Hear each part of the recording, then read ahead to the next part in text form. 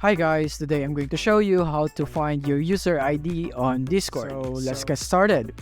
So first, let's go here into our Discord app and go into our user settings by going here.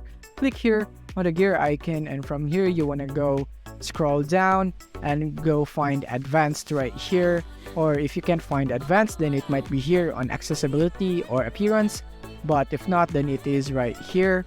So go into advanced, and from here you make sure that developer mode is on right there, and after that you want to go back and you just want to find your name somewhere. So if you find your name, then you can just simply click on it, just example right here, and you can have this feature now, copy user ID, and this won't appear if you haven't turned on your developer mode option. So another way is you go into a Discord server and go here and click your name again, and you could actually right click your name and you can see the copy user ID option again, and same here, copy user ID is the same right here.